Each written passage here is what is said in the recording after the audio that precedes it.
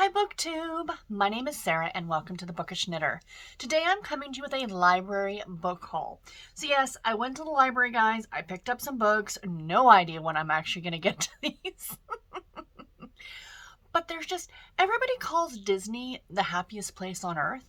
But in my opinion, that is actually the library because the library's free. Disney costs a lot of money.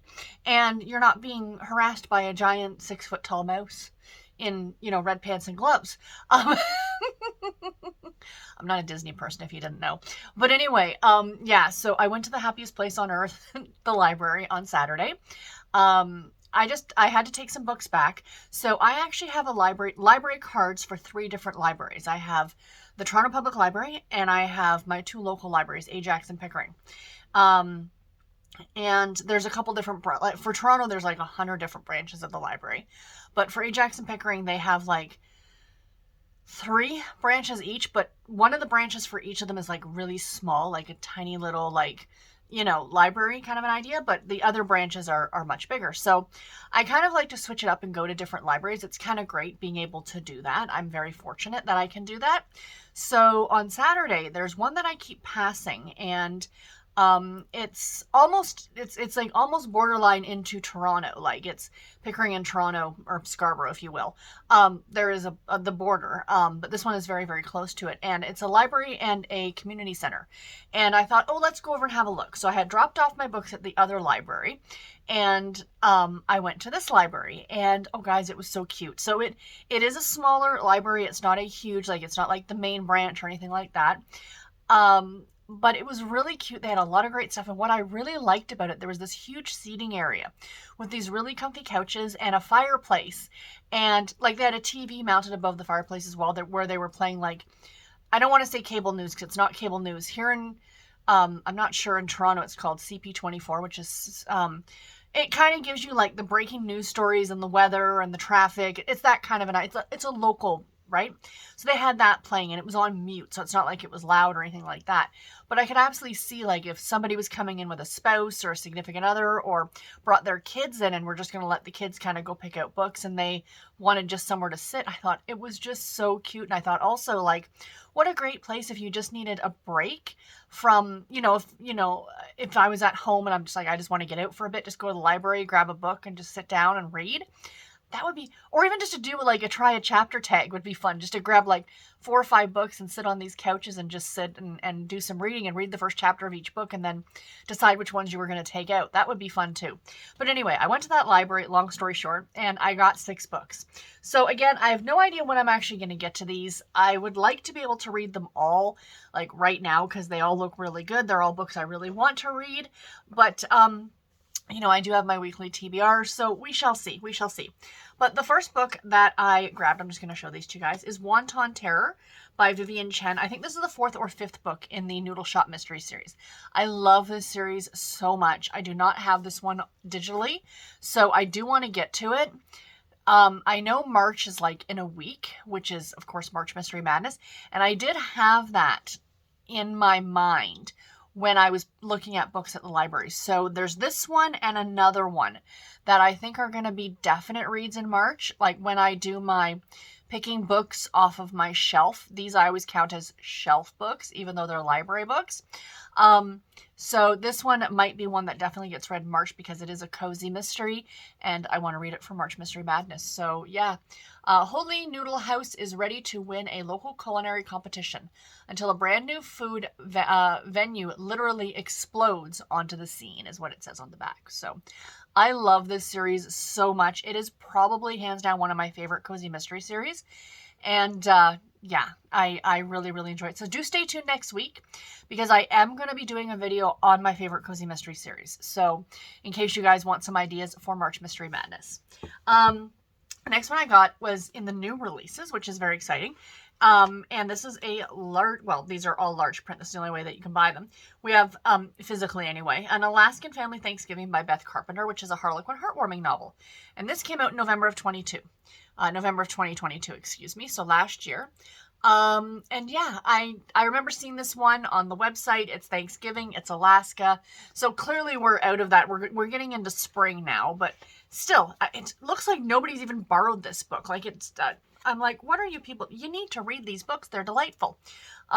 So yeah, I'm looking forward to this one. I don't know if it's part. It is. It's part of the Northern Lights novel series. So, yay! I will hopefully get to this one too. Hopefully I'll get to all of these. We shall see. Now this one I actually did start the other day when I was doing some reading sprints over on Tiffany's channel, the Beach Bum Bookworm, on Saturday. And I don't know if I'm going to continue with it. So I'm kind of glad I took it out of the library because I'd been looking at this one at Walmart quite a bit. And it's a thriller and it's called The House in the Pines by Anna Rice. And I'm like 3 chapters into it, guys, and I just don't have any other interest in picking it back up again. So I just thought I'd show this to you guys in case anyone was interested. This is also it's listed as a popular pick here. But I think this is probably just going to go back into my library book bag and just go back to the library because I'm just not really interested. I'm not gelling with the writing style. I don't want to say too much about what it's about, but it's like about this woman who, she watched her friend die in front of this guy. Like she just dropped dead unexplained. Like there was no reason for her death. She didn't know poison. She didn't have any sort of cardiac episode. She didn't have an aneurysm.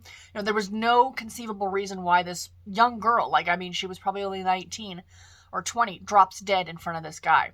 And then it's now happened again in front of the same guy. This other woman has dropped dead. So our main character is going to kind of find out. Maya, I think is the main character's name. Maya. So yeah, that's all I really know about it. I got like I said, 3 chapters into it and I'm just not, I'll be honest, guys, I'm not interested. So I think this is going to go back in my library book bag. Let me know if any of you have read this one and what you thought about it. If I should give it another try, I'll take it back to the library for now and then maybe try it at a later date. So do let me know, but I am going to take my bookmark out so I don't, so the bookmark doesn't actually go back to library as well. So I did get that one out, but again, that's what's great about the library, my friends, is that you can try these things and see what you think about them. So the next one is another one that will be perfect for March Mystery Madness. I have been looking at this series for years. I keep picking these books up at the library because the covers just delight me. And I have yet to actually read one. And then I saw them and I looked it up on Goodreads and they had the first book in the series and I'm very excited. And this is The Unexpected Inheritance of Inspector Chopra. And this is by Vasim Khan. So it says, let me read the back. On the day he retires, Inspector Ashwin Chopra inherits 2 unexpected mysteries. The first is a case of a drowned boy whose suspicious death no one seems to want solved. And the second is a baby elephant. As his search for clues takes him across the teeming city of Mumbai, from its grand high-rises to its sprawling slums, and deep into its murky underwood, Chopra begins to suspect that there may be a great deal more to both his last case and his new ward than he thought. The Unexpected Inheritance of Inspector Chopra is the start of a quite unconventional partnership and an utterly delightful new series. So there's a bunch of books in the series, I think 7 or 8 at least, and it just looked, the covers are just so charmingly delightful.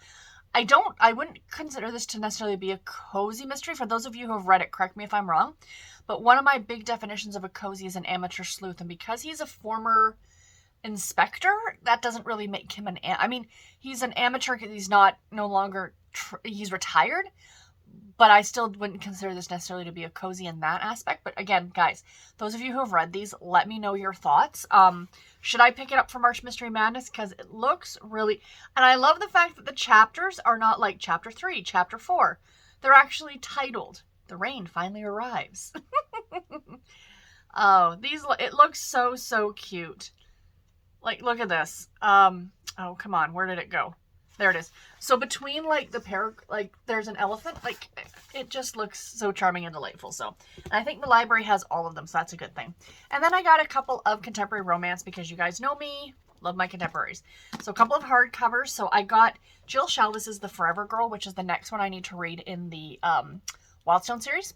And yeah, I love the cover on this one. It is just gorgeous. Absolutely gorgeous. So yeah, the Wildstone series is absolutely fantastic for those of you who have not read it. Come back to Wildstone for a heartfelt story of friendship. I'm having a hard time talking this morning. of friendship, forgiveness, and secrets that have the power to change the course of more than one life. So the Wildstone series, and I've said this before, and you guys are like, oh yeah, no, I have to read series in order, which I totally get. This one you can absolutely read out of order. The characters do not go from book to book.